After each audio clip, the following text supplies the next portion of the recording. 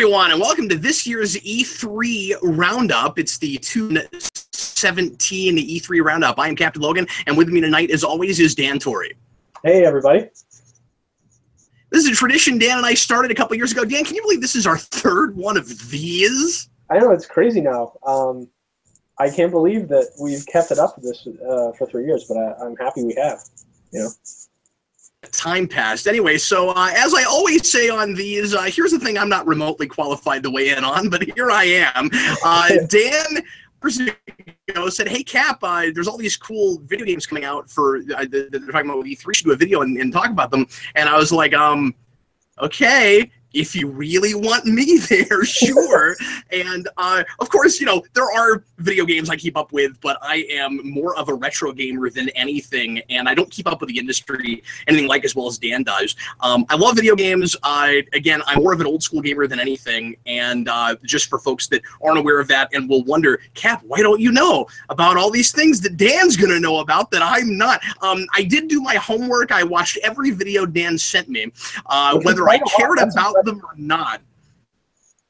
Watched part of every video you sent me. I probably watched 80% of the entire length of everything. That's awesome. Work there, but anyway, this is an industry that Dan keeps up with way better than I do, and so I'm sure he'll have a lot more information and ideas and opinions than I will about some things. But what we like to do on this show is we like to count down, or on the special, I suppose I should say, we like to count down the top 5 games that each of us are most interested in, most excited about, based on the gameplay and trailers that we saw that were given to us from E3. Some of them just gameplays and trailers. Some of them the stage show things where they'll pull out and show you the 4D craziness that they do, where there's one where there's snow, so they snow audience, and they pull back just long enough to show you that, and then you're just watching a regular trailer, and then it gets kind of disorienting because, oh yeah, that's right, I forgot there was a stage component to that. Yeah, the stage shows at E3 are always hilarious, because they're either really cool or really awkward and terrible. And there wasn't really anything really awkward and terrible this year, but there was, of course, some awkwardness to be had. Not that I saw, but I didn't see as many of the actual announcements on stage, or the kind of whatever from someone walking up on stage and telling you about a game.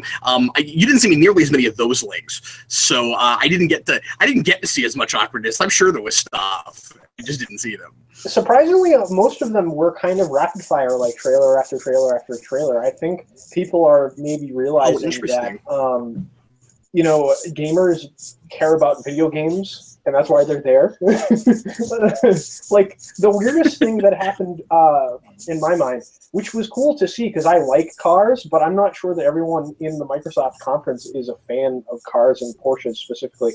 But when they revealed the new Forza Motorsport game, they world revealed the new Porsche model in one of their lines, and I was like, well, I mean, that's cool, but we're here to see video games. This isn't a car show. You know what I mean? Yeah, the most awkward thing I saw with we talked about this over text, Dan, but was the Mario Rabbids crossover, which is kind of a strategy thing. They had the developer of that game bring Miyamoto on stage, and he comes up with this really cool looking prop gun that's a bullet bill gun, and then he hands the other guy a pipe gun, and I guess these are guns that are in the game because it's Rabbids, so they have guns. And they clearly had not rehearsed this and had no plan beyond, here's a cool prop gun. So they both just looked at each other awkwardly, and it was already weird enough, of course, because Miyamoto doesn't speak fluent enough English to not have a translator. And I thought it was cool of him to at least open it with English. He walks up and he says, "This is a gun that's in the game," and then after that he speaks no more English, and then he has to just have everything translated. So he's like, "Oh, and we got you a gun too," and then the other guy is really fumbling, going, and there's guns in the game, and hopefully they'll be cool. And then they just move on. And I thought that was hysterical. Yeah, that moment was a little awkward.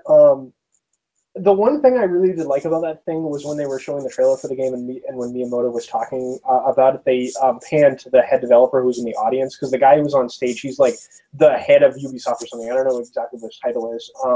And he was like getting teary-eyed because he... Developer, yeah. Yeah, and the developer guy was getting teary-eyed because he had never, thought that he'd ever get to work on a Mario game, let alone have Miyamoto endorse it on stage in front of him. And that was a really cool moment for that guy. I thought that was really cool. Fair enough.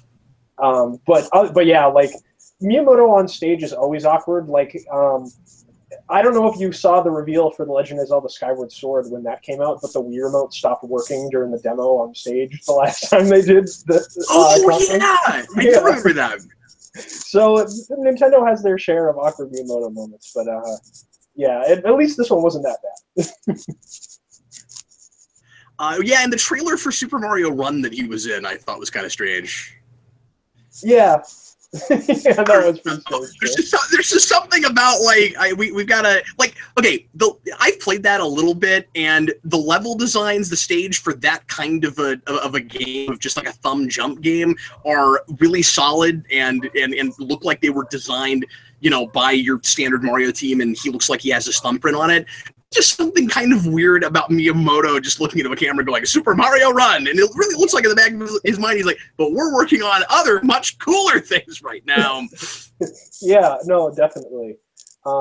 Especially since the engine that Super Mario Run, like, runs on is... I was trying to think of another word. But it's just basically new Super Mario Brothers, and they changed the control scheme. I mean, the level design is unique to that phone game, and it's really well made for a phone game, but like it's not much that I haven't seen before. I didn't need it to be the exact same music from that game, and aesthetic and stuff, but but anyway, yeah, they overused that as much as until recently Mario Kart games used to use the whistle. Yes, very true. But anyway, so Dan and I are going to go ahead and count down our top 5, and then after that, we'll talk about else that we found out about that we wanted to bring up. There's some Xbox stuff I'm sure Dan will want to discuss that is not game announcements, but console announcements. There's also some stuff about backwards compatibility and stuff that I figure Dan will want to talk about because he's an Xbox guy. I guess one thing that is nice about the two of us doing this is I'm currently a PlayStation guy and Dan is currently an Xbox guy. I don't think I have anything against Microsoft. I love my 360. I just ended up opting for PS4 instead of Xbox One, and would not be opposed to having that system. There are a couple of exclusive games, like, for instance, that I would love, but I just haven't gotten around to saving up the $350 to get one. So we're playing opposing platforms right now, and I think that both of us on either side have things that we really wish we could play because we don't have the other system. Yeah, that Spider-Man game looks real good. Good! Dan, we'll do a video where I'll play it and you can watch me play it, and then you can tell me where to go and what to do so we get through it faster. That's what we'll do. You can just play the world's smallest violin for me while I watch you play that game. We'll have really sad music. We'll play like a funeral dirge or something. Yeah, and of course, we're both Nintendo fans, and I have a Switch currently. Yeah. You haven't purchased one yet, but we'll talk about the things during the conference that made you not yet, but I will be before December now. There's no way around it. And when you said, and I think it's fair to go ahead and just do. We like to talk about who we thought won the conference, but Dan posted on Facebook where Nintendo won the conference. I completely agree with you, so I don't do that discussion. Yeah, a lot of people seem to think Nintendo won, and of course, other people have differing opinions. I don't think it's even a competition. But maybe it's just the things I'm interested in playing. I'm sure, like of a lot of the indie games that Microsoft talked about at their conference, people might be interested in. There were some things that interested me, just not as much as the games that Nintendo talked about. But anyway, would you like to start with your number 5 game, and then we can get to the other ancillary stuff afterwards? Yeah, sure, absolutely. But I was also going to say real quick that part of the reason I think that both of us were so much more impressed with Nintendo this year is because it's impossible not to compare it to last year, and they might as well have not even shown up last year, besides Zelda. So yeah, part of it is just the perspective of this year versus last year. I think they actually showed up this year. I mean, last year they had one of the greatest video games ever made, which I think Breath of the Wild definitely is, but that was the only thing they had. And this year they have, again, one of the greatest video games ever made being played, which I think Super Mario Odyssey is going to be. Yeah, but we also already knew about. We also already knew about Zelda and had seen a little bit of gameplay from that. It was part of the problem because this year they actually got to announce some things we didn't know about. So right, exactly, which was great, and that's good. This was the first time I think. I mean, last generation was just sort of entirely a disaster for Nintendo with the Wii U. So it was good to see them come out and be confident. Like Reggie came out and he had this like philosophical diatribe at the beginning of the conference about what a game is, what a challenge is. I was like, this is awesome. Nintendo like is confident again. I like this. Well, as you say, let's go ahead and get into our list. My number 5, Dan, nice segue a minute ago anyway. Spider-Man for the PS4. That is my number 5. Or I guess I should call it Arkham Spider-Man. That's really what it is. I think that's not to say that there's not some innovation going on. The thing I was most impressed looking at the gameplay they showed was and by the way, folks watching this after the fact, we'll try to put some links in to the things we're talking about in case you didn't get to see our footage, but that we're talking about anyway. But the thing that most impressed me was all of the dialogue that happens during gameplay that's part of the story. Like, I was really impressed with the integration of storytelling through the actual gameplay portions and scenes. And when we got to Arkham Knight, we started seeing much better integration of where you could sometimes not even tell the difference, where we had seamless transitions between gameplay and cutscenes and back again. And this even more so, I think. But they clearly looked at that franchise and tried to see what they could improve on with it. I'm very interested to see what the fight mechanics are like, and how much stuff you have at the beginning at your disposal already as far as movesets and stuff in the combat versus or does it rank up like Batman does? Because with Batman, it's getting gadgets. Spider-Man already kind of has everything at his disposal that he would have, so I'm kind of curious to see what that's going to be like.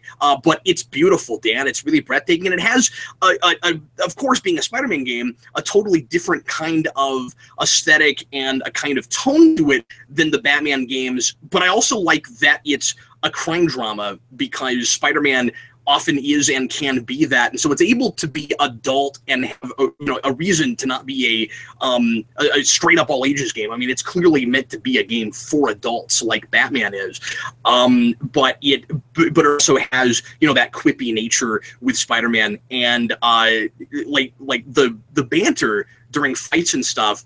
I was talking about just basic dialogue, but also that was really impressive to me too. And of course, it's not a thing that you have with Batman. He never talks while he's fighting, and Spider-Man does really appropriately.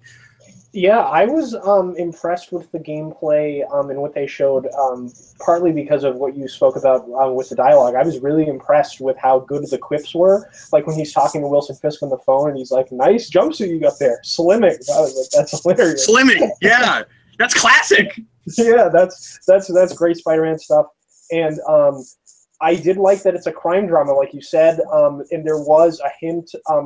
The helicopter does smash through a Norman Osborn for mayor sign in the cityscape there. So I'm hoping the Green Goblin is somehow involved. I mean, I don't know why I'm hoping because I'm not going to play this game. But I'm hoping for the sake of it being a good game, Norman Osborn's in it, because one of the rumors was that early on was that Green Goblin was going to be the main arch nemesis of the game, and that there would be other, of course, ancillary villains like in the Arkham games, because when you have a video game where you can span, 10, 15, 20, 30, however many hours your game is, you have time to develop multiple characters and stuff. So that's a good sign. I think Mr. Negative is a character that could be cool. He was introduced in the Brand New Day era, where it was Wade Slott and a few other writers rotating, doing that kind of stuff. And he's a character that I thought was mildly interesting, depending on who wrote him at best. It'll be interesting to see if they do anything cool with him here. He's basically the same character he was in the comics. It looks like he runs the local soup kitchen that Aunt May works at, which was during that status quo in Spider-Man comics. So it looks like they're basing it pretty heavily on recent comic book Spider-Man stuff, which is interesting, choice-wise. But yeah, I also like that the helicopter stuff that they have. It's kind of like the fallout of being a superhero. Like in other superhero games, you know, you might smash something up and then not have to deal with the consequences of taking out a boss in that way because you're Spider-Man. You have to deal with, you know, worrying about everyday people on the streets and stuff like that. I thought that was a very Spider-Man thing, like the responsibility of being a superhero and, you know, balancing that stuff through gameplay, which is really cool. So yeah, I was really impressed with it. I did wish that it was a little bit less Arkham than it was, but if it's not broke, don't fix it. I guess, you know, I don't know. Already with the with just the 8 or 9 to see there, it felt like it got what Spider-Man is, and even though it's adapting and you know what the character's all about, and classically like it's adapting and being influenced by things more recently, but it's not doing the thing that Dan and I always complain about with Dan Slott, where it feels like somebody's just writing fan fiction and trying to throw everything in but the kitchen sink. And I mean, we'll see what the rest of the game ends up looking like, but it's a really impressive blend of all of that. I like right away he's complaining about having to save bad guys from other bad guys, and so you have that sense of is wrestling with his own sense of responsibility and his philosophy of being a superhero. Well, if I'm just helping the bad guys, you know, like they might be worth being saved because they're human beings, but this is also forcing me to just like help out people I'm just going to have to go deal with later, and then maybe bad things will happen because I saved them. That's classic Spider-Man stuff. I couldn't believe that I had things to sink my teeth into story-wise right away. I wasn't even going to bring that stuff up since we're just, you know, we're just talking about video game stuff. But yeah, it looks like it's liable to be rewind worthy. So down the road, I'll probably end up, actually writing an analysis of the story for that game. Yeah, I'm really hopeful about it, and I'm hoping that you know, this is a good sign for Marvel and the partnerships they're making moving forward. I hope that they make a partnership with someone that'll make it multi-platform so I can play one of them. So we'll see in the future. Yeah, that'd be great, because if this does as well as I think it's liable, it's almost certainly going to be an ongoing continuity of games, and I really like that it's not built into any other continuity. That worked really well with it, and I think it could be really cool to see a Spider-Man continuity that's just in video games set apart from everything else. That's the thing I've really been enjoying with Injustice, and I think that's the thing we should keep doing with the superhero properties. Just create your own, make it recognizable, but then go your own way. Oh yeah, definitely. I don't know if they had this little stinger at the very end. I don't know if it was cut into the trailer or the gameplay that I sent you. But there was a little stinger at the end of the Sony conference that revealed Miles Morales taking pictures of the webbing of the helicopter. Yeah, what did you think of that? It's interesting. I just didn't know if you had seen it or not, and I figured we'd bring it up. I did. Okay, cool. Yeah, that's interesting. I think that they're probably going to try to set him up to have his own game. What do you figure? If he does either well, have his own game or be, a supporting playable or playable. You get to choose at the beginning of the next one or something like that, which would be cool. Yeah, because Miles Morales is a cool character. Because we are in a place now. Now that we've gotten rid of Ultimate, we've put Miles Morales, and now we're just doing comic book talk. That's so unusual for this shit. Now that we've taken Miles Morales and folded him into 616, we do literally have 2 Spider-Men. It starts to get silly where in current comics where people will refer to Spider-Man, and because of the book you're reading, you know which one they're talking about, but in the context of the conversation, I don't know how anybody else knows which one they're talking about, because we just have 2 Spider-Mans now swinging around. We're to a point now where Miles Morales, being as popular as he is, can kind of hold his own against Peter Parker. I'm not saying that he's necessarily Peter Parker, but I think we're going to constantly, for a long time, maybe see like 2 running Spider-Man franchises in different media. That's why we've got Miles Morales animated movie coming out. I think we'll keep seeing that. Yeah, I mean, Miles is definitely a character that has legs, and I think you can tell great stories with him, so I wouldn't be opposed to that. Peter Parker will always be my favorite, of course, but yeah, I wouldn't be opposed to Miles Morales, being a character that, we have in addition to Peter Parker. I just hope he doesn't replace him. That would be the worst. Yeah, me too. Dan, what is your number 5, man? My number 5 is Assassin's Creed Origins. It looked great. Yeah, and I don't play Assassin's Creed. That might have been 7 or 8 on my list. I will probably at least rent that game. Yeah, so the Egyptian aesthetic, it looks really cool. Yeah, I guess I'm an Assassin's Creed fan in that I've played all of them except for one of the like main series games. I really like the original trilogy that began with the Ezio games that were set during Renaissance Italy times, and they took place in Florence, Rome, and I forget where. Oh no, it was in Constantinople. The third one took place. So the thing I like about Assassin's Creed when they're done well is they take the historical setting they're in and they make a cool story out of them. I'm a big history person. I love history. I love reading about it, and a whole series about that is really appealing to me. The gameplay is iffy depending on which game you play, because they did annualize the series after a while, and quality starts to drop when you have to rush out a game every year. So they took a year off to develop this one because Unity, the one that took place in revolutionary France, was kind of broken when it released. I actually played that game after they patched it, and I really liked it. But they took a year off for this one regardless, because of the sales for the one that was set in London that came out after that were really low compared to the other stuff. And I think it shows. This game looks fantastic. It looks like they've redesigned some of the combat systems. It looks like it's got an XP system. It looks like they're completely abandoning the modern-day Animus stuff, which I found to be really boring in the other games, and the movie was primarily about that, which made the movie completely boring. So I'm very glad that... oh, good!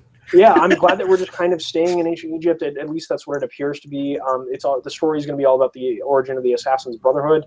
It looks like they're incorporating some Egyptian mythology stuff. There's like a giant basilisk that we see the main character fighting in here.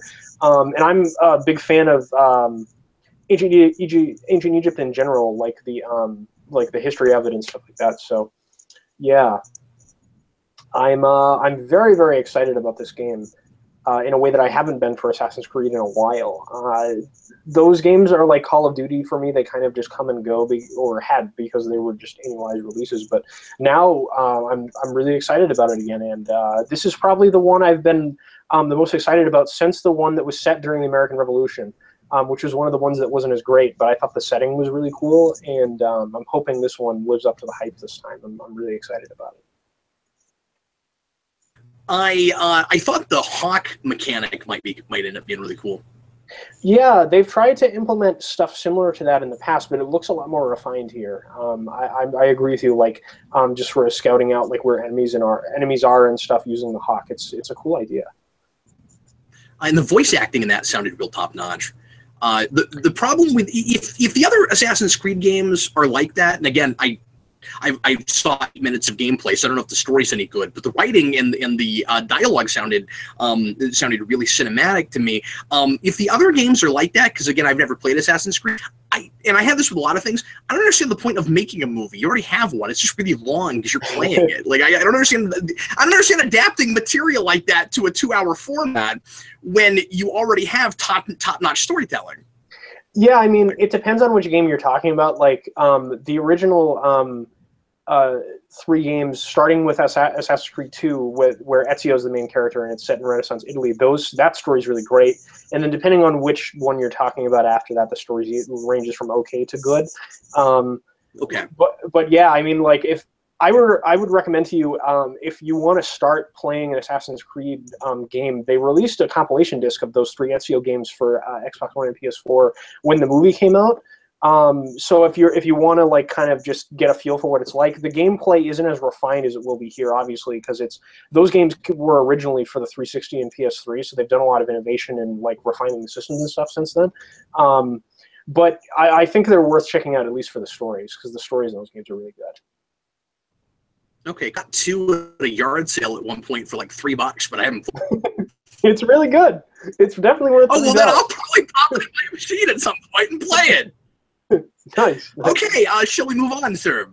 Yes. And I'm interested to see where this lands in your list. And if this is not on your list, it means that Nintendo took more slots than I thought it would for you. For Star Wars Battlefront 2. That's mine too. Is it also your number 4? Wow.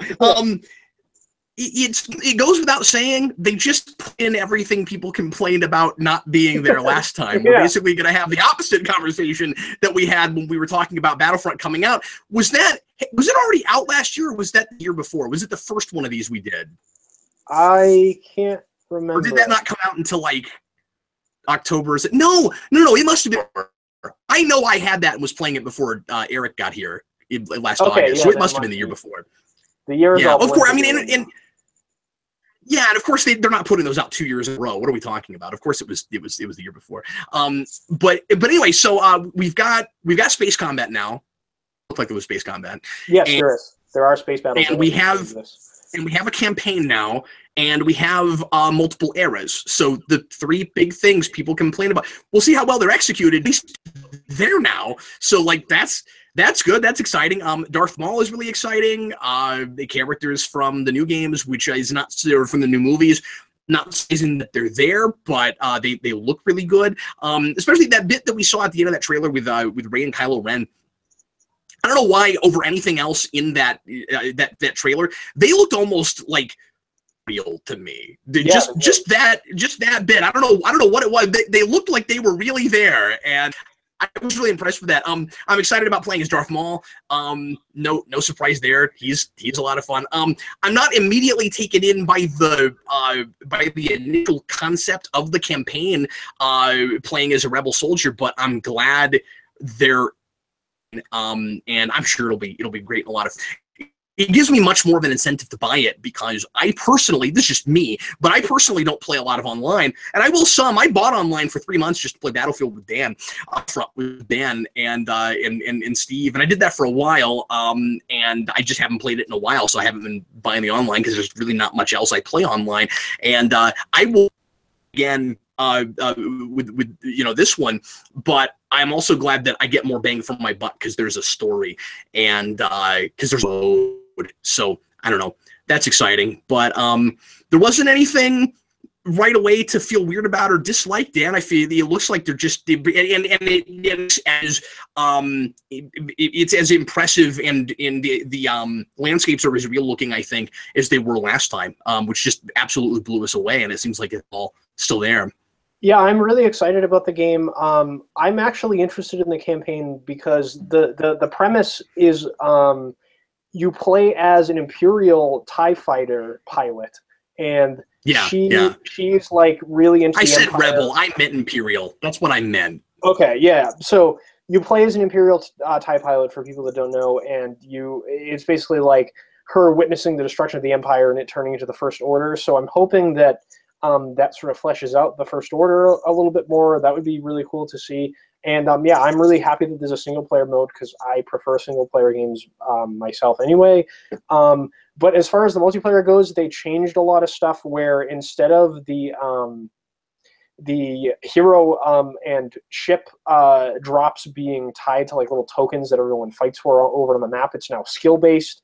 So you get points based on like what the tasks you complete in the multiplayer, whether it be an objective-based game or a deathmatch, and then you get to choose like how you spend them. Like you can spend your points to become Kylo Ren, or you can spend your points to summon a TIE fighter that you hop in and go and fight in the skies. So I like those that aspect of the gameplay because I think it'll balance things a little bit more and make the battles a little bit more large scale. Like I think they tried to do that in the first Battlefront, but it ended up being a game of everyone just fighting over the hero power-ups. Like that's where all the battles were isolated to, where those were placed on maps and stuff. So I really like that they're listening to the community and making the changes that people wanted. The thing I'm the most excited about, though, is that they announced they're going to be doing DLC for this, but it's all free. So they're not going to be that's a surprise. It's another season pass. How they did the first Battlefront, it's sort of infamous for the season pass high price tag that people complain about.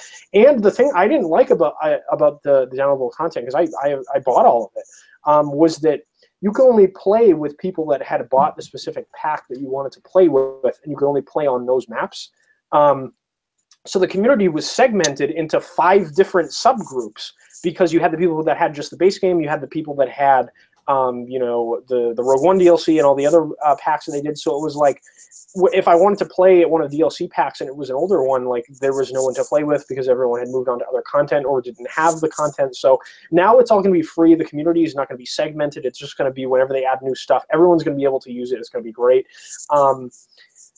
John Boyega already confirmed that he's going to be in the game as DLC. I don't know why one of the two main characters from Force Awakens isn't already in the game. It's kind of strange, but whatever, I suppose.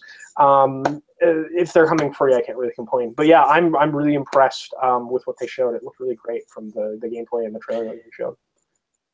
Yeah, I mean, I guess I can kind of see that unless they've announced that they're going to have a lot more characters, given how few there were in the first place. And so, like, you know, you could complain there weren't like characters from the original Star Wars trilogy in the first Battlefront because you only got like three like three good guys and three bad guys in the first place. That's true, and I thought some of the choices they made in the first Battlefront were weird too. Like, I don't know why Alec Guinness Obi-Wan wasn't in that game. Why people like Greedo of all, like, I don't know why Greedo was. Yeah. That kind of choice only makes sense if it's like a fighting game where you have 20 or 30 slots. If you're only going to have 6 or 8 total characters, Greedo's not one of them. Yeah, exactly. So I'm just really excited about the prospect of this game. I think it's going to be great. So yes, I can't wait to get. You know what? I said I bought it to play with you. I didn't get to play with you because you have an Xbox. I played with Steve. Exactly. Yeah, I only played with Steve. No, I didn't even think about. I forgot about that. I was gonna say we'll both get it, and then Dan will trounce me. If Dan and I ever have the same system, or we're ever in each other's houses, then you can watch Dan trounce. And you can probably watch Dan trounce me at anything we might play together at all. I would imagine. Except if it's like a 2D platformer, you might be able to beat me. Well, that's cool. Okay, well, I'll bring those. Or I'll play lots of... I'm sure you have some of those. I do. Yes, I do. We'll play some Donkey Kong. Yeah, that game's real hard.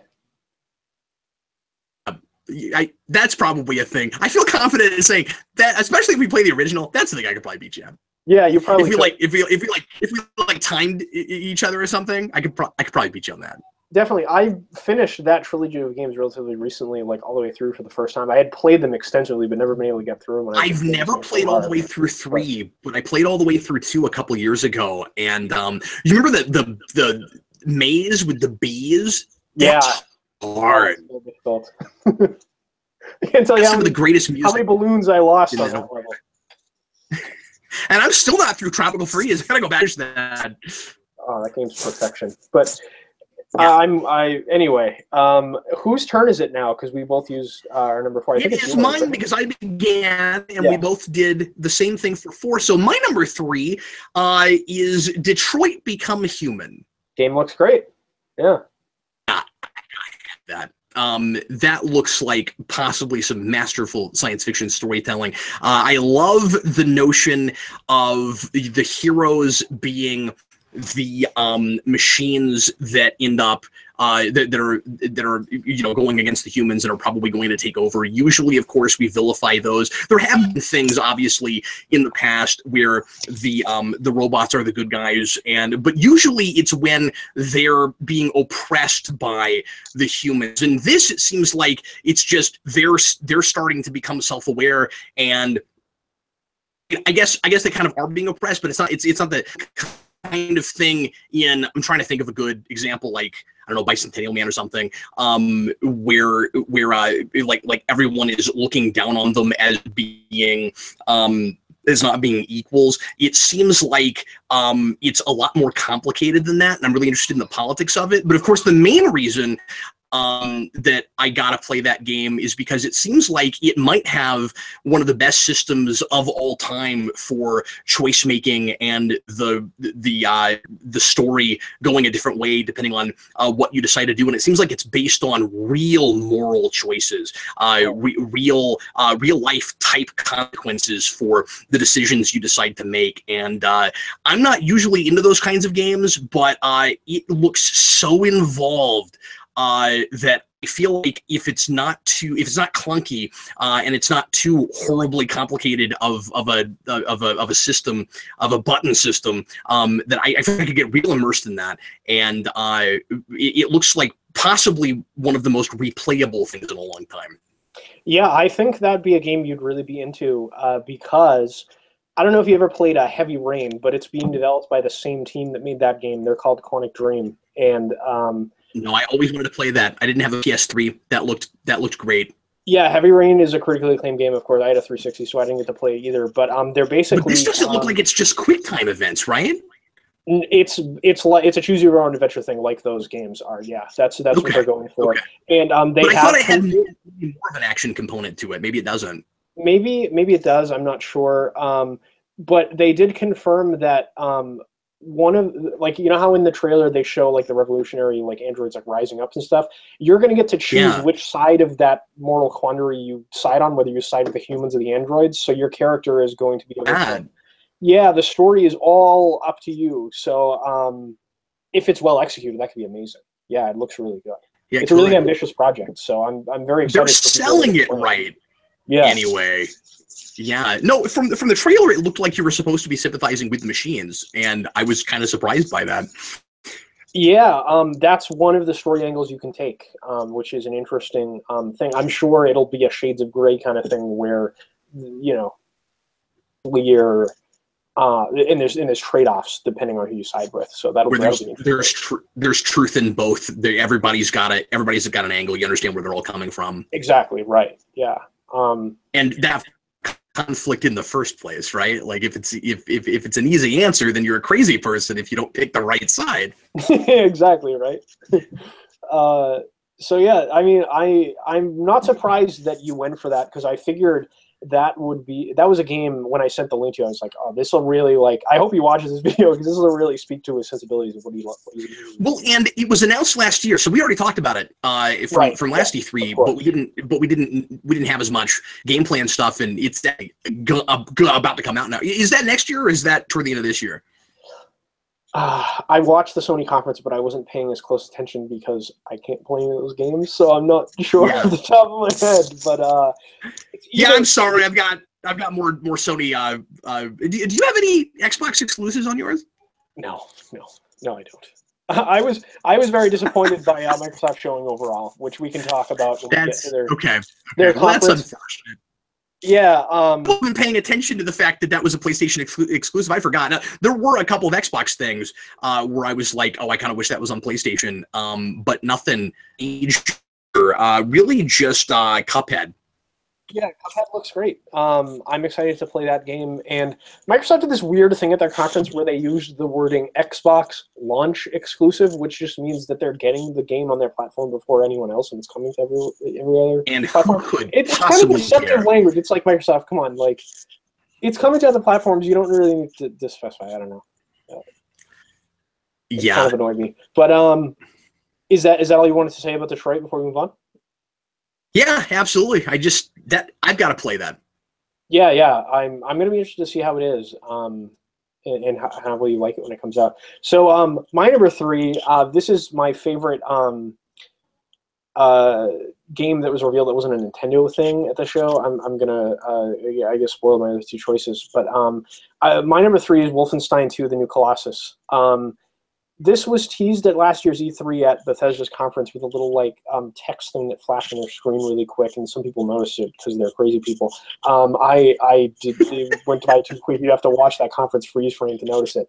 But anyway, I played the first Bethesda published and Machine Games developed Wolfenstein game. This is sort of a reboot of the classic id Software series. Of course, Wolfenstein 3D was the first-person shooter. So this is a series that goes way back.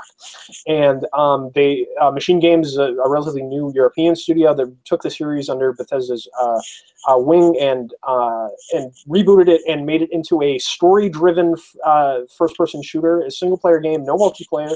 It's all story-driven, choice-driven first-person shooter gameplay. The premise of the game is that the Nazis won World War II. It takes place in the 60s. And you're trying to lead a resistance to basically dethrone them from their world empire power. The last game took place in a European setting. This time we're BJ Blazkowicz, who's the main protagonist of the series. It's moving to America. So the trailer was really cool. They cut like a 60s Americana style commercial with a giant Nazi robot in it, this really sweet looking girl. It's a really scary juxtaposition. And then they moved into the gameplay where they showed like the Ku Klux Klan walking around in broad daylight. Everyone thinks it's fine. And the Nazis like asking people for their papers in the streets of a southern city. and just scenes of BJ trying to recruit a resistance movement to overthrow the Nazis and their rule in America. This game looks amazing.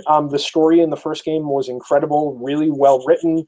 The characters were really nuanced, and for a guy named VJ Blazkowicz, like it sounds like a really like bro-man dude kind of character. But they take that kind of machismo and subvert it a little bit and make that a kind of a flaw to his character, and it really affects him, and I really like that about it. They took great care with rebooting the franchise, and this game looks like more of that, just bigger and better, and set in the United States, which makes me even more interested in it. I can't wait for this game. It looks incredible. I'm so excited to play it. This is like the only thing that I'm excited for besides, I guess, Assassin's Creed and Battlefront. I'm gonna buy those, but I'm not like eagerly anticipating them the same way. Like I'm gonna buy this the day it comes out and play it on my Xbox. I'm so excited about it. It looks fantastic. That would have also been like a number 7 rate on my list, and is a thing that I don't know anything about, but I was really taken in by that trailer. It is Man in the High Castle, the game, but scarier. Yes. That's what it looks like.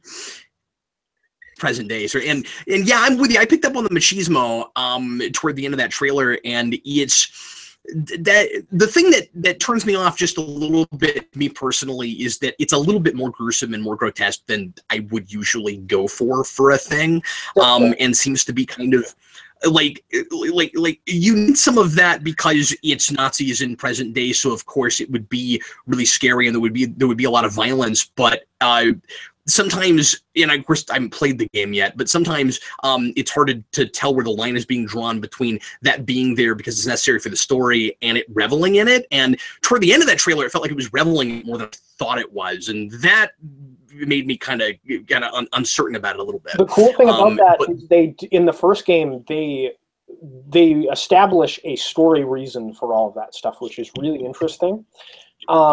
So the whole thing with the first Wolfenstein game, the last boss of that game is Mecha Hitler because it's goofy and weird and hilarious. So Machine Games, when they rebooted it, they said, okay, let's make a universe where that would exist, but also give story reason for that existing and being cool and interesting. So they took, like, Man in the High Castle is sort of realistic, a real world take on if the Nazis won World War II.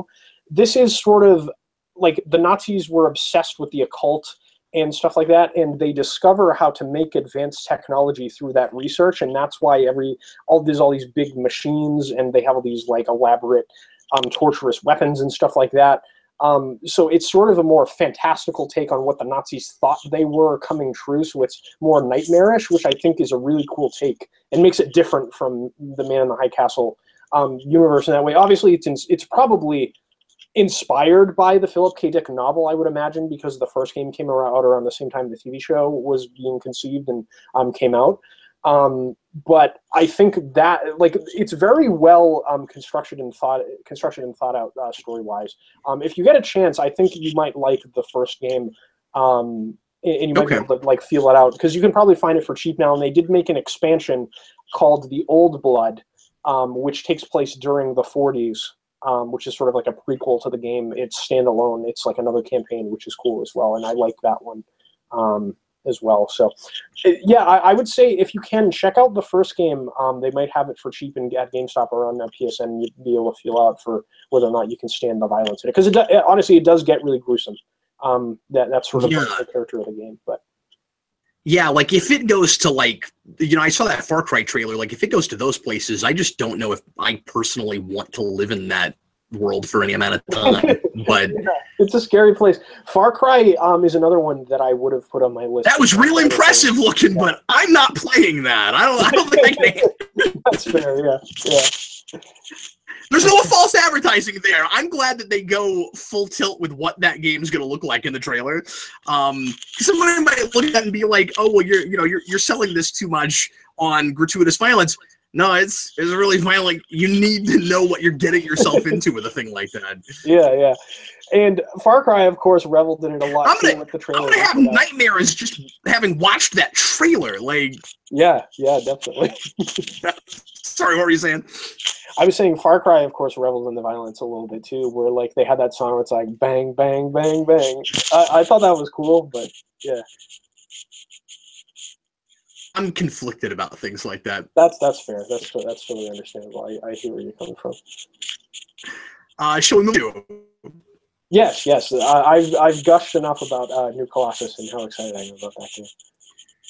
I'm interested how similar our lists are because you like a lot of kinds of games I don't, and we're picking some of the same sorts of games. And if you had a PS4, Spider-Man would almost certainly be on your list. Oh, definitely. Yeah. So yeah, and I mean, like, that game came close. Like, but Mario Odyssey is my number 2. Very, very nice choice. That's also my number 2.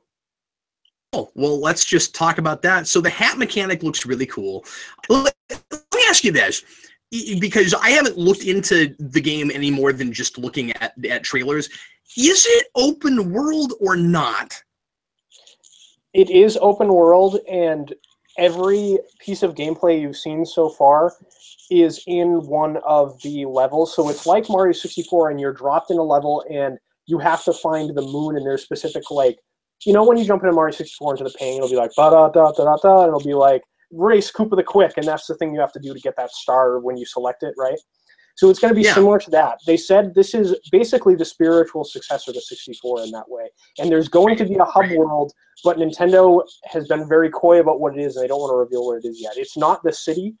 The city is one of the levels where you're going to be finding moons, as they're called, instead of stars in this case. I'm glad it's not the city. That would be way too Sonic as a hub world. Yeah. I'm already afraid it's too Sonic anyway, just being there. But if the whole game doesn't want to have as much of a problem with it. Well, I have some cool. I watched a lot of the Treehouse stuff, and I'd like to talk a little bit about the city because I think. Yeah, I should have looked at that stuff. I didn't get around to it because I had 50 other trailers to watch. Thanks, Dan. That's fair. I like about the city, of course, is we mentioned this when we talked about the first trailer. That the city is called New Donk City, and it's all Donkey Kong themed, and like all the city. Wait, really? Yeah, all the streets are named after Kong characters, and they revealed at the Treehouse that you know the song that's playing throughout the trailer that they revealed. That's being sung by Pauline's band, you know, the girl that Mario saves in the original Donkey Kong arcade game, and she's the mayor of New Donk City.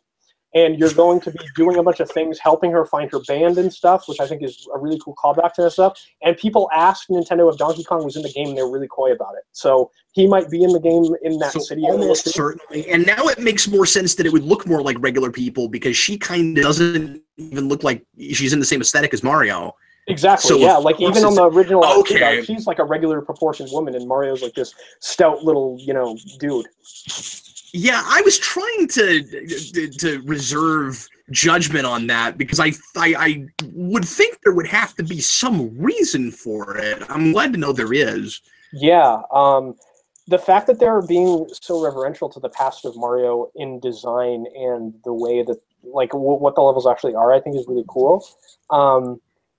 I think the cap mechanic is brilliant.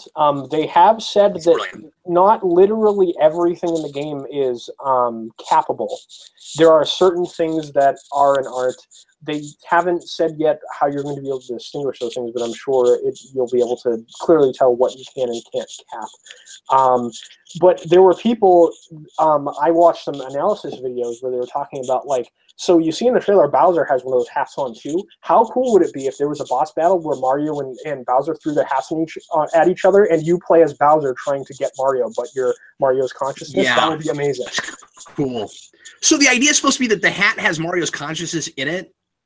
Yeah, and I don't know if that's exactly what the canon thing they've said it as it is, but that's basically what it is. So, like, it transfers the control from you know, playing as Mario's Model 2, whatever, you put the cap on and Mario sort of like phases into that thing. Yeah, I guess I kind of thought, because just the way they were playing with that logo and stuff, that maybe the cap like had its own consciousness and that you were just playing as the cap now when you put it on things. That's possible too. I don't know if it's the kind of thing like where that's the guide character that we've seen in so many other Nintendo games where they the assumption I initially until we saw the mechanic, and now I'm not sure. Yeah. But yeah, just getting to play as T-Rex, that's pretty wicked cool. Oh, amazing. I didn't know what the trailer was when it was starting out, because I was like, is this a new Monster Hunter game or something? Like, I knew they still had to show Mario, but I didn't know the conference was so close to ending. So I was like, oh my god, there's going to be a dinosaur world in a Mario game. This is amazing. Yeah. Mario Odyssey looks like it's going to be one of the greatest video games ever made, if this is up to the quality of the two Galaxy games, because those were certainly two of my favorite games of all time. The level design was so creative in those, and this looks like it's doing something just as, if not more creative than the Galaxy games did with the zero-gravity spherical level design. I just think the idea of Mario being able to change into different forms, it's such a creative way to put a multitude of different power-ups in the game. Like, Mario is sort of defined by the power-up system, at least in the Bros games. And this is a mechanic that came from 64 as well, with like the wing cap and the metal cap and stuff. This is just that on steroids. So I'm glad that we're getting a game that's in the vein of 64, because we haven't really had one that's been a real successor to that since Mario Sunshine, and that the gameplay in that was even radically different from what we were doing in 64 with the whole, you know, flood backpack thing. So yeah, I mean, Galaxy is still in the same vein in that, you know, it is three-dimensional and there are multiple things to do in a lot of the levels and things. But you're right, like, to have a hub world like that, right, it's linear. It's the level progression system they introduced in Super Mario Bros. 3, where you just have a map that you know progress across. Which is fine, because those levels are all great. I love those games, but to have levels that creatively designed, looking that wonderful, and a hub world, like, yeah, I'm great. With other things you can do inside. And what I miss are the secrets. Yeah, you know, you had so many secrets in 64 that made it a perfect.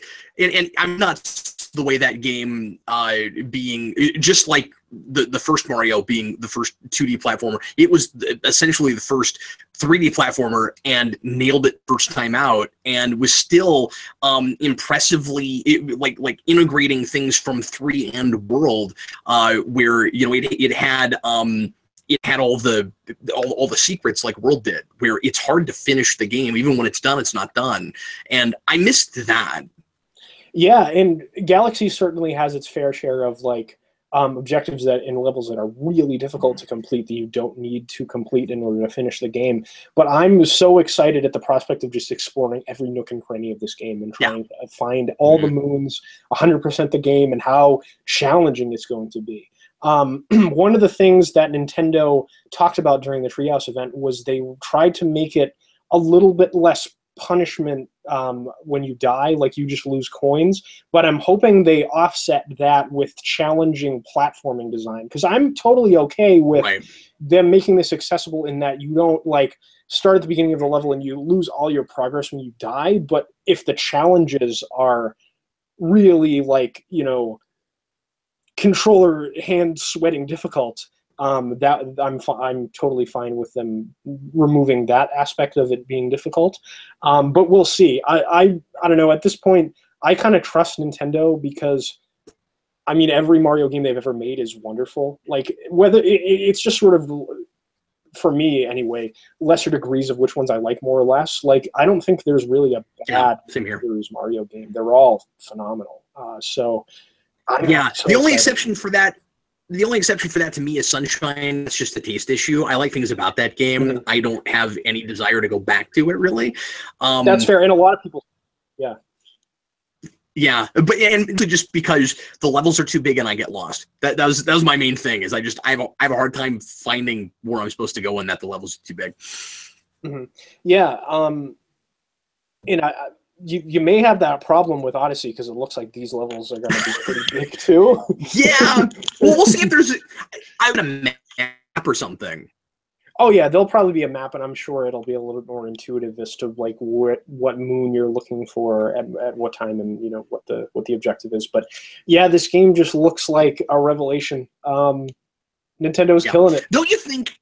Yeah, and here's the thing. Dan and I complained real hard when we about the launch of the Switch about some of the strange choices they were making in the initial launch with that. And I don't want folks to think that we're being kind of hypocritical or contradicting ourselves, being all excited about Nintendo now. We were waiting for them to announce things and show us stuff, and they had a really good showing at E3. And we knew about Odyssey already, of course, but we're even more super excited about it. But the thing about the Switch initially was it didn't have enough launch titles, and it was really strange just how little incentive there was when it first came out.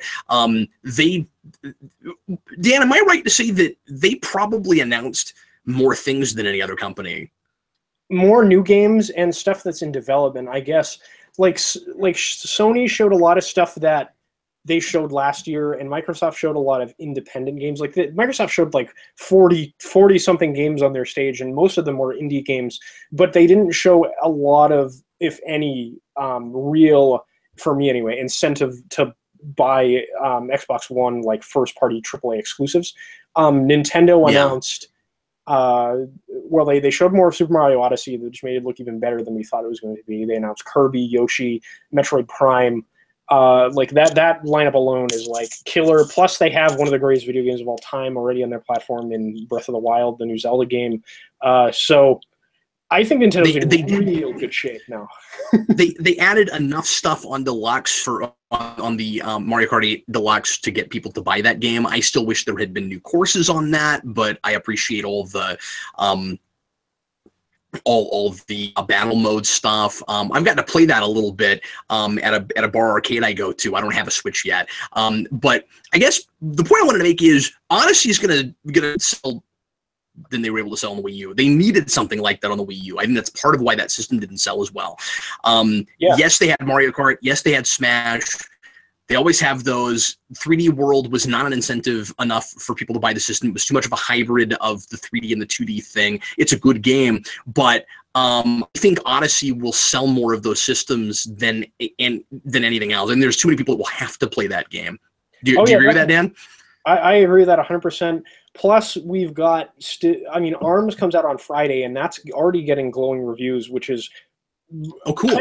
Kind of unexpected for me. And the more I watch like videos of that game, the more I'm excited about it. And I want to play that game, and it looks like much more fun than I thought it was going to be. And I didn't realize before that it was being developed by the Mario Kart 8 team. Like that specific group of developers made that game, so I'm sure it's going to have some deep mechanics, despite looking like a kind of over the top silly party game like Mario Kart is. And then we get Splatoon 2 coming out the month after. So it seems like Nintendo has a lineup every month up until the holiday season of a really great game coming out. So I mean, Nintendo's in real good shape right now as far as the first-party stuff goes, and I think it's a good sign. We can just mention this briefly. I know the Rabbids game doesn't look like your cup of tea. I'm excited by it potentially. I think it looks like it could be good. But I think it's really encouraging that Nintendo let a Western developer take their flagship franchise and make a completely different new game out of it. I think that shows that they're being really open with third parties, at least with using their own IP. Like Mario is such a precious thing to them. Like they don't want that brand damaged at all. Ever since they tried to kind of branch out in the 90s with the Super Mario Bros. Movie, and they didn't have a lot. Like it's very rare that another company gets their hands on Mario other than the internal studios at Nintendo. And the fact that they went to a Western developer, the only other times they've done it was been a Japanese developer that they have a really good relationship with, like Square or something like that, or formerly did. I'm talking about Super Mario RPG. That's like the main, like, real great third-party collaboration that people go to when they talk about like other Mario games. And I think that's at least an encouraging sign that they're being a little bit more open to third parties. And they did get Rocket League on the Switch too, which is a big like multiplayer game that people love, and it's going to be cross-platform with everything except PS4. Microsoft announced at their conference that Minecraft's going to be like that too. You can play Minecraft with people anywhere except for on PS4. Sony's the only one that's opting out to the cross-play thing with those two games, unfortunately. But yeah, I don't know. I'm really excited about Nintendo, and Specifically, Odyssey looks amazing. My number one is also going to be a Nintendo thing, but I'll save it till after you do yours. Cool. Yeah, it is. Verdict is still out as to how many they'll sell over the Wii U. I'm sure it'll be a lot better than that, but I don't know what it'll be compared to the Wii before, and that's going to be really interesting just to see that if they can sell enough systems. It's already outpaced more IPs, and they need more third-party games. I mean, I think like they're in really good shape where they seemed to be a few months ago, but I still think there are mistakes being made. We'll see what happens. I don't know, man. I mean, it's already outpacing the Wii at this point in its lifetime in sales. Is it really? I was going to ask you because I hadn't looked it up. Yeah, and it's officially the fastest-selling Nintendo gaming console, home console ever. So, and the Mario Kart game they released on it is the fastest-selling Mario Kart game in the history of that franchise. So they're seeing a lot of attach rate with the software too. So I'm hoping it's a really good sign. That means that everybody that couldn't be bothered to go get a Wii U just for that game finally did it. Yeah, that's what I'm hoping. As soon as they announce a Smash Brothers game for that, I think that helped drive what little install base there was for Wii U. I'm hoping we'll probably get a port of the Wii U one with the 3DS stages. That would be fine. But if they announced a brand new Smash Bros. Game, that would be great too. We'll see. I also think if the Switch lasts 5 or 6 years, like I'm assuming it will, there's no reason you couldn't see a second Mario Kart and another Smash if they kind of repackage it. I think so. We've never done that before, but we also have never repackaged a Mario game or a Mario Kart game and added stuff to it. I thought Galaxy 2 was strange. On the Wii that they would do another like 3D Mario game and of the same aesthetic on the same system. So there's precedent for things like that. I think you could see 2 Mario Kart on the Switch.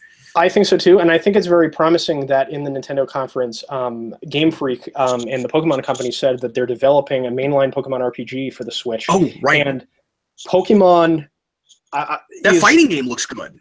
The Pokemon tournament fighting game I've heard is good. I didn't play it on the Wii U. I'm going to buy it on the Switch. Pokemon is the #1 selling video game thing in the universe. When that game comes out, it's over. This is going to sell. That's a system seller, even more so than Mario is. So the question you got to be asking yourself is, why didn't they do that last time? And I bet the initial popularity anyway, of Pokemon Go has a lot to do with why that got in development. Well, the reason why they didn't have a mainline Pokemon RPG on the Wii U is because they've never done a home console mainline Pokemon RPG before. No, I get that, but that's my point. They came up with it now. Wouldn't you think when their system's not selling, they might have thought of it last generation? Well, right. So the reason why they're doing it on the Switch is because Game Freak and Pokemon Company have always been insistent that because it's called Pocket Monsters, it needs to be on a portable system. And the reason why they're doing it on the Switch is because it's both. It's a portable and a home console system. Okay. So that makes sense. That's the reason why it's going to be on here, and I think it's encouraging as well. They did announce some new 3DS games for Switch for next year and the rest of 2017. But I think it's very encouraging that the Direct was all about Switch, and it seems like after 2018, the 3DS is going to die, and this is going to be the Nintendo home for everything, which I think is very encouraging. And them pouring all of their first-party effort into one system instead of two is going to up the game output, and I think have the software that'll drive demand, hopefully. I'm hoping everything goes right. But so far, they seem like they're on the right path, and I'm very excited about it. I hope they make a lot of those 3DS downloadable on the Switch. That would be smart. That would be great. Yeah, and it has a touchscreen on it, so you could potentially do what they did in the Wii U gamepad and just have the two screens on there for games that require the touch controls. But yeah, well, here's hope. Yeah, there's been no talk about another Scribblenauts. I wonder if they've abandoned that or if that comes back. Yeah, I don't know. That would be cool because I know you were really into those games. I think they at least the first couple in the series sold pretty well. So I'd like to see more crossovers. They did the DC one. I think it'd be really cool to see that with other franchises. Oh yeah, definitely.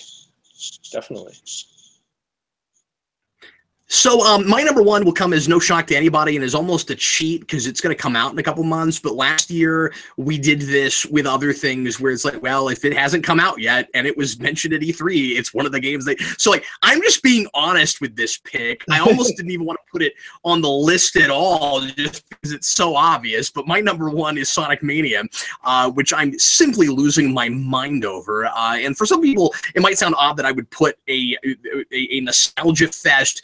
A game that could have probably fit on a system from 3 or 4 generations ago over something like Mario Odyssey. But I feel I need to put it there just because I have been waiting for what this game looks like for 20 years. This is the real Sonic 4 from everything we've been seeing. It's the real successor to Sonic and Knuckles, and I'm so jazzed about it. I've been playing Shovel Knight. Shovel Knight impresses me because it's throwbacky, but it's also innovative. So like there are mechanics that I can't believe nobody ever did on a Super Nintendo game. It feels like it's just a Super Nintendo game, and I wish they'd put a cartridge out because I think you could fit it on a cartridge.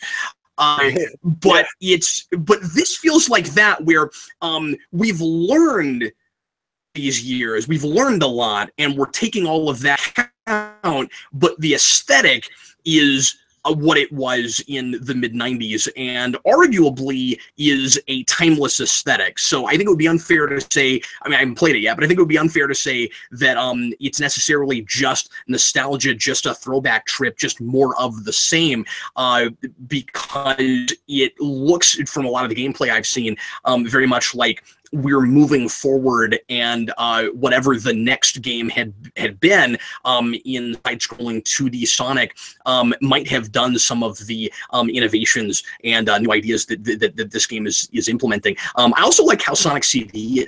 It's a real fusion between Sonic CD and the Sonic 3 and Knuckles aesthetic and sound. Some people have complained that the music isn't early Sonic enough, that it's more the Sonic and Knuckles era, but I submit that it ought to be like that because that's the system. They pitched this as what a Sonic game would have looked like on the Saturn, and it would have sounded like that. So it seems real authentic to me, and I like that sound a lot too. The is that it's such a big deal to me is because I love the Saturn. It's one of my favorite consoles. A lot of people never played it. A lot of people never got, and they screwed up with that because they didn't have a Sonic game on that console. And so if this is as great as it looks like it's going to be, it's going to be like traveling back in time. I mean, I know I'm saying that like we've learned a lot, but one of the things we've learned is there should have been a Sonic game on that console. So it's gonna maybe hopefully feel like I'm getting to kind of look at an alternate universe where there was a Sonic game on the Saturn, and I get to play the game that might have saved that system. And I'm stoked. I'm so excited about it. Getting to finally play as Tails by himself is good. I don't know why we never did that, but we're finally gonna have that.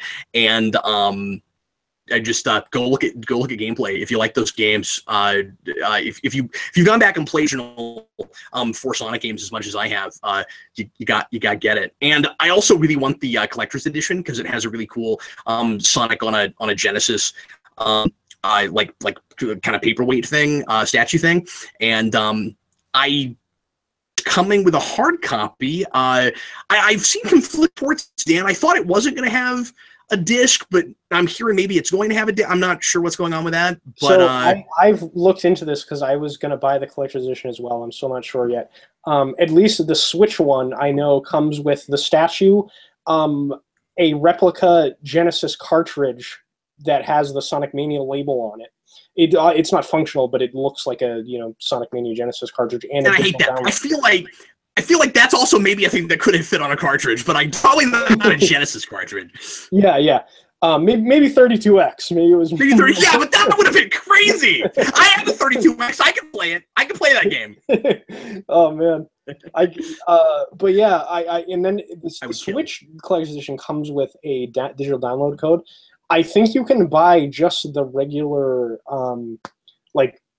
retail version. I'm in a package. I don't know if it has a disc in it because I bought the physical version of the Batman Telltale series, and it came with like the first episode on the disc, and then everything else was a download. So I don't know if it's like something like that, or I'm not sure how that works. But well, I don't like if they're putting it on disc that the disc doesn't come with the collector's edition. That's irritating because I want the disc.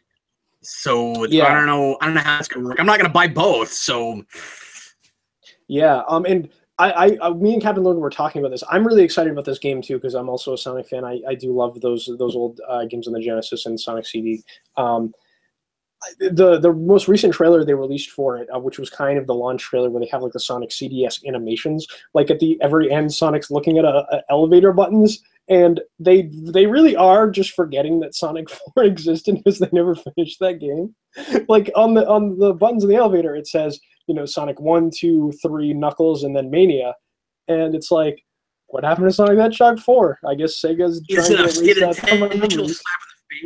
Well, and the thing is, 4 kind of shouldn't count, even if you like that game, in my opinion. And I don't like that it's not way because it's.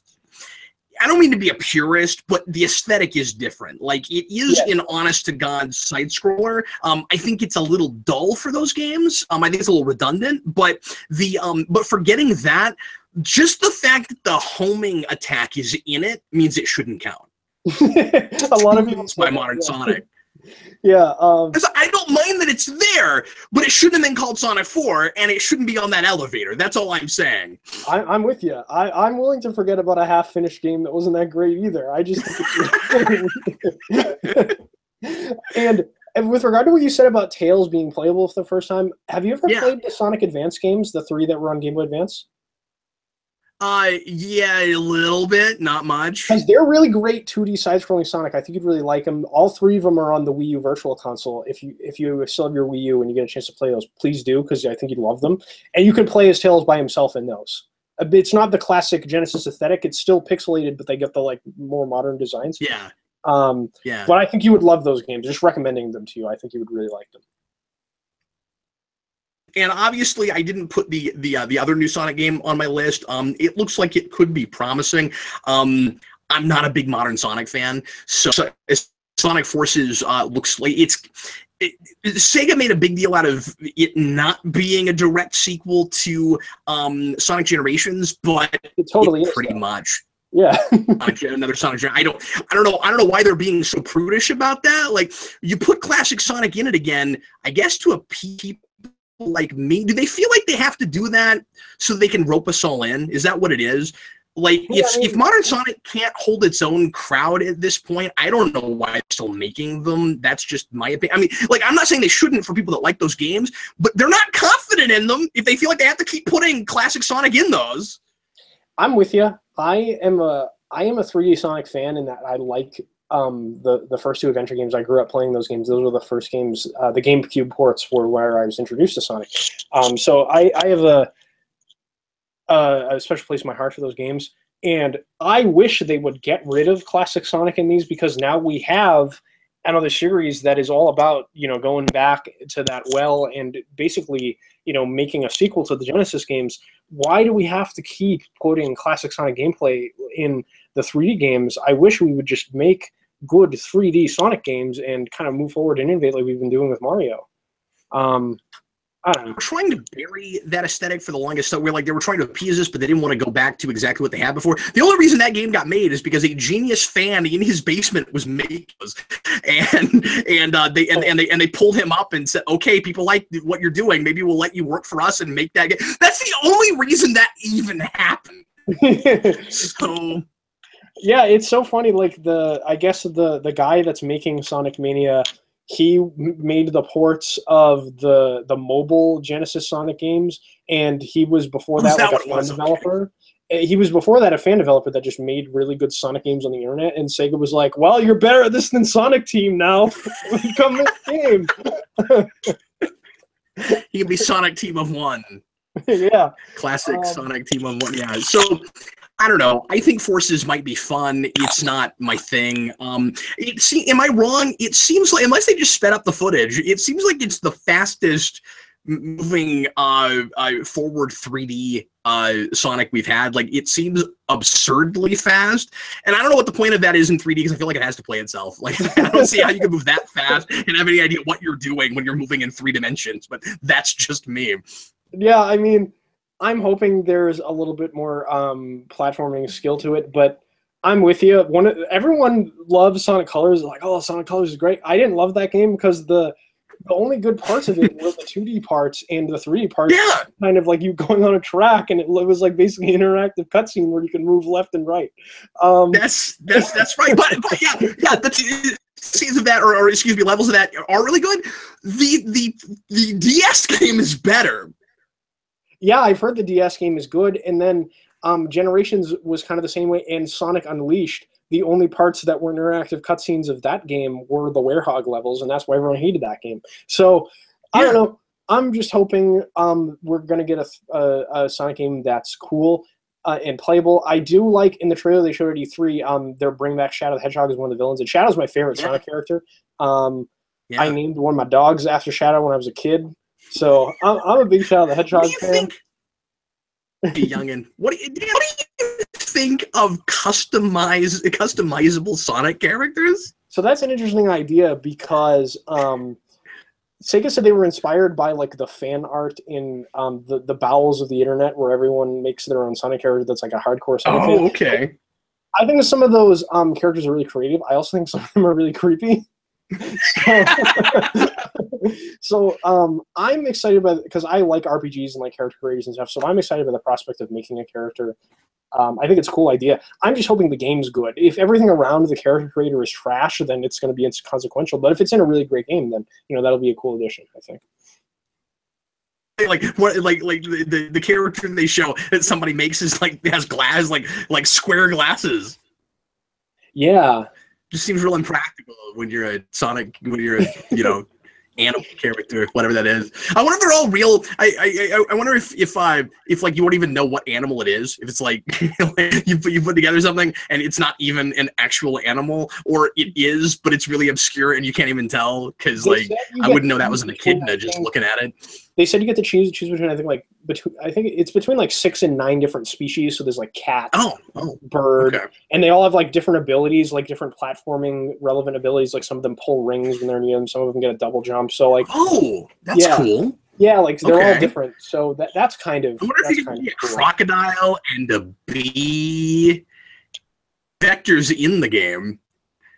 Yeah, I think all of Sonic's friends will be making brief appearances.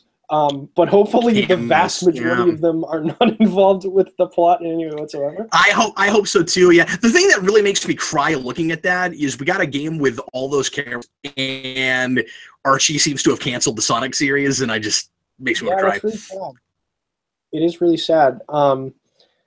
It's supposed to be on an indefinite hiatus or something, but I think that means that it's being canceled, which is really unfortunate because I think it holds the record now because every superhero comic has been rebooted 8 times in the past, time that this live show has been happening. So it can't. Yeah, I guess the Squaresheet and Sega seem to have not been able to come to some kind of an agreement over some copyright issues, and they're acting like they're still in talks, but it's been months now, so I doubt if it comes back. Yeah, that's unfortunate. Archie, this is totally never mind. I won't mention that because it'll give away what my number 1 is. I'll talk about it after. Well, why don't you go ahead and do that, Dan? And I have to get going. I'm actually out of time now, so we'll go ahead and do Dan's number 1, and then briefly we'll mention a couple other things. But go ahead, Dan.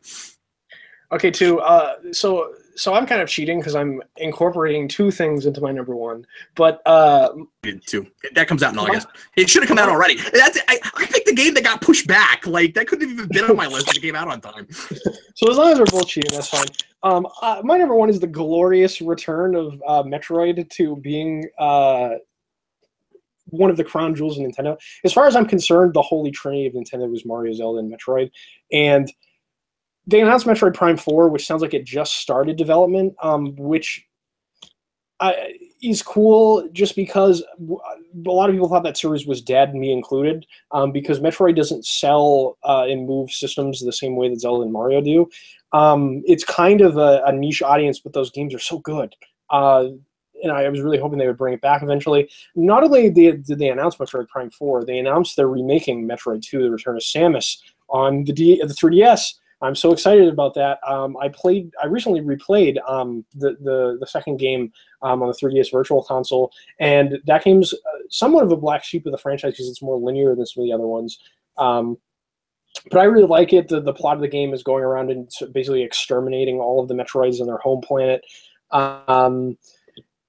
In the trailer for the 3DS version, the gameplay they showed, so I'm really excited about that.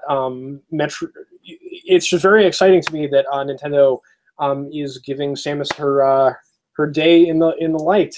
Yeah. I thought that they weren't going to do anything with this franchise. It lay dormant after the last game on the Wii came out, Other M, because it wasn't well received.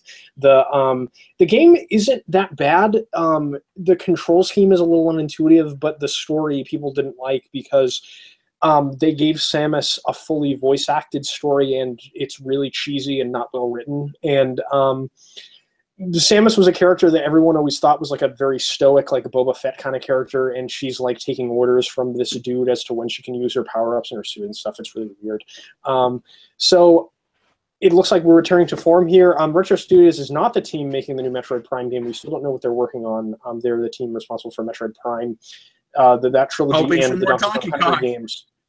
Yeah, I love the Donkey Kong games as well, so it's going to be interesting to see what they're working on. But yeah, I'm just so excited that Metroid is back in such a big way because it's one of my favorite franchises in gaming. And I was worried that it was dead because Nintendo recently released a spin-off game called Metroid Prime Federation Force that didn't sell well because it didn't star Samus, and it was like a multiplayer shooter kind of thing that everyone hated. It was like one of the most disliked trailers on YouTube. So I'm just really, really happy that Metroid's back. And Nintendo, that sealed the deal for me that made them win E3 for me, the announcement of those two games. So yeah, it's so exciting. Yeah, I want to be more excited about that. I just haven't played enough Metroid. I like what little I've played. That should be a me thing. I didn't grow up with those for some reason. And I finally have discovered the original and Super Metroid, and I'm like, why did I never play these? What's wrong Super with Metroid me? is like one of the finest video games ever made, dude. And the thing I love about Metroid is it's kind of I've like... only sampled it so far. Yeah, it's really great. The thing I love about those games is that it's like if Zelda and Mario had a baby, in that like it's a side-scrolling platformer, but it's also an exploration-based adventure game where you have to backtrack and solve puzzles, and it's so good. I love everything about it. And the cool thing about Metroid Prime is it's a first-person's perspective. I don't know if you've played those games. They're first-person shooters, but in those games they made platforming work in a first-person perspective. There's actually like really intricate platforming sections, and it's really, really, really cool. So I'm hoping they improve upon that in the fourth one. I'm going to get on that, Dan. Yeah, it's great. So I want to real briefly just mention a couple of other titles of things that either I'm interested in or I'm not, and why. And list, and then you can mention some things too. My number 6 would have been God of War 4, which I will probably go ahead and get. I thought it just looked glorious, and the idea of dealing with some monsters that might not actually be bad and having to figure out whether or not Kratos should work with them is great. And it seems like they're trying to humanize him without making it cheesy and it coming out of nowhere. I think they're currently a great story there. Or it might just be another, okay story with great hack and slash, but it looks like the actual story could be great. So I don't know, we'll see with that. Marvel vs. Capcom Infinite, I'm not impressed with anything I'm seeing with that yet. I'm sure it'll be fun. I don't want Marvel vs. Capcom without Wolverine. I have a tough time. That just with mostly Marvel movie characters. I don't know. I'm having a hard time getting real excited about that. But those movie characters being in Marvel vs. Capcom is going to be great. I mean, Black Panther in that game, yeah, sign me up. But no X-Men. I just can't get excited about that. Yeah, that's real dumb. It looks like they're trying to integrate like more of a story mode to compete with Injustice, which I think is cool. Whether or not that story's any good, we'll see. But that's okay. Yeah, I was going to mention that. I thought that was kind of strange. I say I don't need that, mostly just because I don't want another. I don't need yet an 18th crossover. How do these two worlds meet? Kind of story. I just don't care. Like, I just want to. Sorry, I just don't. But maybe it'll be cool. At the moment, I don't care. I'm open to it, but I don't care right now. I actually wrote that down as a thing to bring up, so I should probably at least rent that when it comes out. I wanted to mention The Evil Within 2 because it looks great, doesn't it? But here's the thing: I tried to play the first one, and I was too scared. I couldn't do it. It freaked me out. It was absolutely horrifying. I was that game is relentless. It's so bloody, and just you're just dropped in a torture chamber and told to just go and get away from this axe murderer guy. And Dan, I played that game for 45 minutes and I couldn't handle it. I felt like an old person. I couldn't deal with it. I put that. It didn't sell. I still have it, but in my garage, I put that game at a yard sale last year. I was like, I'm never gonna play this again. I can't handle it. It's too much. And the trailer for Evil Within 2 looks wonderful, but I don't know if I can bring myself to play it. Like, I mean, I should probably actually play through the first one if I decide to do that, and I don't think I can do it. So I don't know. It was too much. Yeah, in the trailer they showed, even though it's all CG for the new one, looks terrifying. Yeah, it looks like a different kind of terrifying. It does look terrifying. You know, it's more haunting than gruesome, but still scary. Yeah, and there was certainly some gruesome, but maybe not as much as the first game. You're right. Well, they're probably just not showing it to you yet. I'm sure it's like that. I'm sure they're like, well, we better make it as brutal. You know, that's what that game's all about. No, I mean, and it does its job. You know what I mean? Like it's trying to see just how far it can push your limits. And I mean, gratuitous, I guess, would be the word. You know what I mean? Like it's not reveling in it in the same kind of way that some of the other things we were talking about were. It's trying to see what you can handle, and I failed that test. I don't know that I want to be that desensitized to violence to be able to play a game like that. That is just, I don't know. I don't think the idea, especially with horror games, is to desensitize you to it. Maybe that would be a product of seeing that stuff, I guess. But, no, precisely, yeah. Right. But like the stuff they would do in that is probably, I'm with you, like really scary. Do you have any more honorable mentions? Because I just want to mention two briefly that would have been on the only other thing I wanted to mention was just the craziness of the VR Final Fantasy fishing game. Yes, how crazy is that? That's even a thing. Now, this is not unprecedented, and to have, and I don't know if that's going to actually have a fishing controller. I don't even know this. The Dreamcast had a fishing controller. There was a fishing game on that, at least one, and it came with a fishing controller. So like we've done that kind of thing before, but why is it Final Fantasy? It's really strange. Square Enix just makes some of the most insane decisions, and I love them for it. It's like it's awesome. You notice there wasn't a lot of VR showing. I'm wondering if that's not taking off like people were hoping. I didn't see a lot about VR. PlayStation and Ubisoft were the two conferences that had any focus on it at all. And to be honest, there has been no game that has made me want to buy a VR helmet. And Microsoft launched a new console that's more powerful than the PS4 Pro and didn't mention VR at all. So I think that's a very telltale sign. Interesting. So that was a fad last year. Yeah. And it's not like motion control with the Wii where it's not very effective. I mean, I've heard people talk about some really effective, really impressive VR things.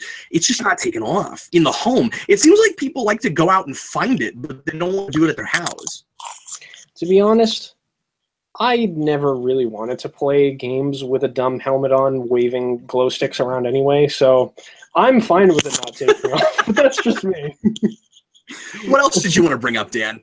I'm sorry, I've gone to get going. Yeah, I'll just mention these two briefly.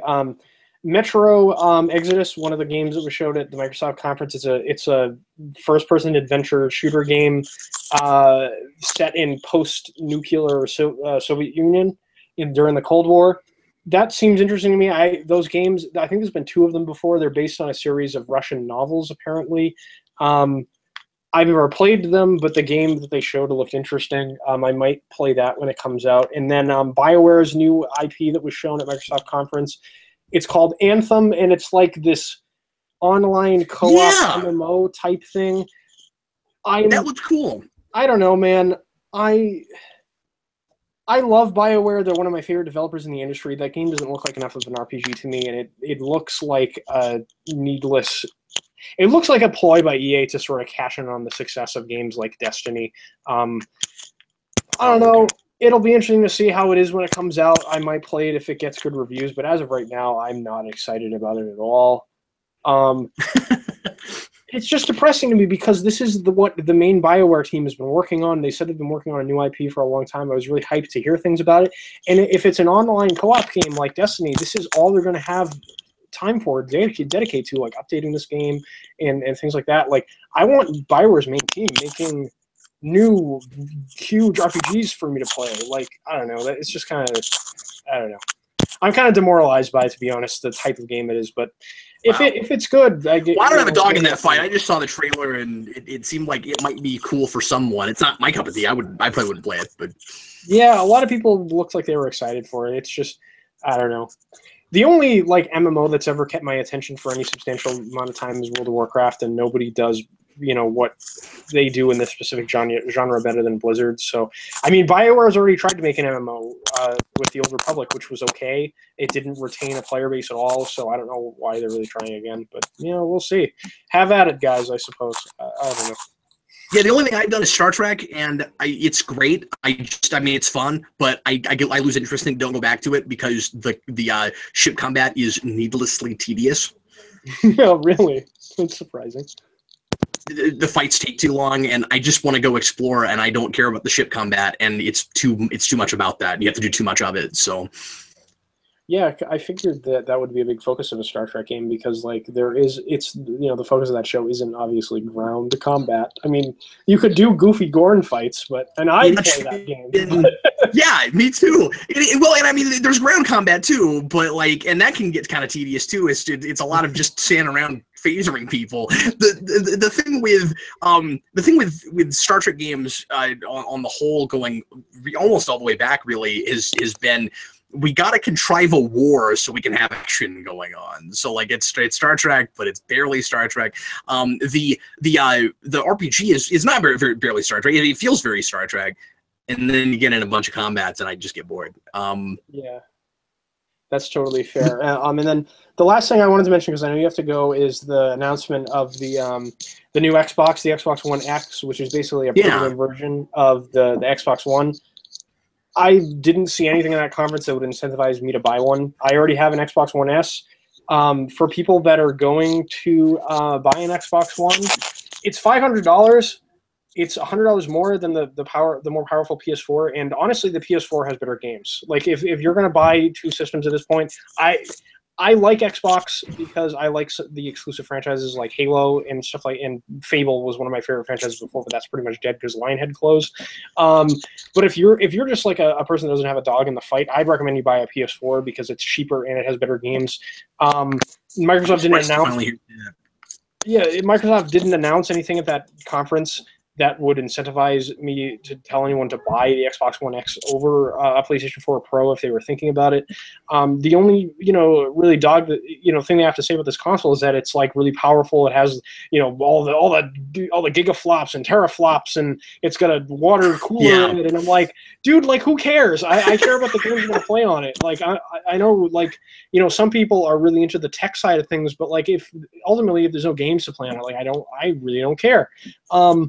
So I don't know. I was ultimately disappointed with what Microsoft showed. I thought that with the announcement of new hardware, they'd come out swinging with a lot of, first party or second party, third party exclusive games, most of the stuff they showed that looked interesting is going to come to other platforms eventually. So I don't know. I was really disappointed with Microsoft showing overall. Some people said they really liked it because of all the indie stuff they showed, but I think most people are within the general consensus that Scorpio, what it ended up being called Xbox One X, it's not really that impressive ultimately. It's just a really powerful version of the Xbox that's already on the market. So I thought that press conference was a little confusing to just as a layman, because like I understood what it was eventually, but too many times that guy kept saying, and it will play all of the Xbox One games you have already and make them look better.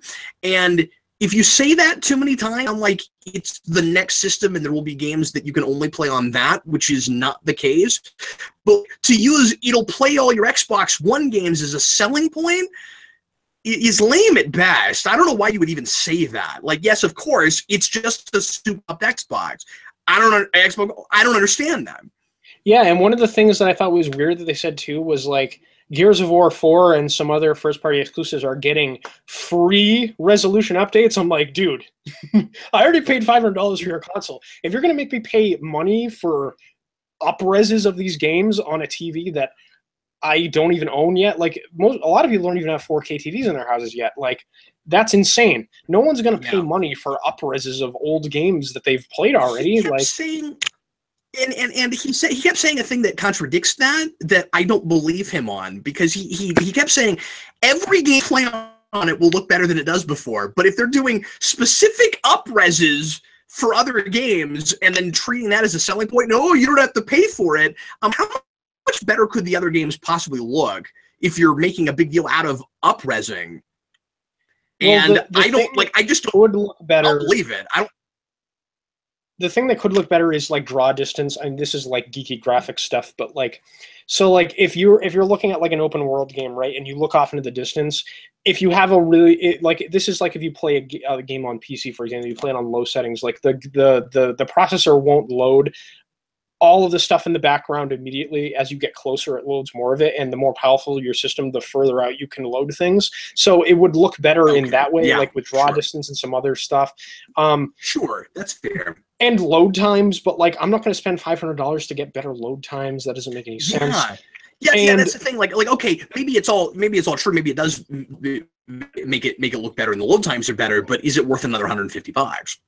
I don't think so. And the Xbox One X the Xbox One S is for a limited time right now, $200, and it's going to be $250 across the board. So it's a substantially cheaper system than the $500 console. The only thing at Microsoft conference that I was really excited about was the original Xbox backwards compatibility, because I own a lot of those games still. And if I can play the first two Knights of the Old Republic games on Xbox One with achievements, yes, please. I would love to do that. So when they say backwards compatible, do they mean you can put the disc in, or do they mean you have to buy them again? We're not sure about that yet. With 360 games, the way that it works is, and this was the way that original Xbox backwards compatibility worked on the 360 as well. So you put the disc in the system, and Microsoft adds compatible games emulated to the online store. And if you have the disc, you get to play them for free. Basically, that's the way the system works.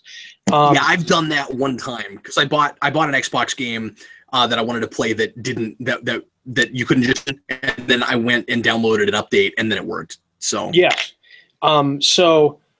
So that's the way it's probably going to work the same way, I would assume. I don't know if the discs for original Xbox are like those discs are like archaic at this point. I don't know if they're gonna.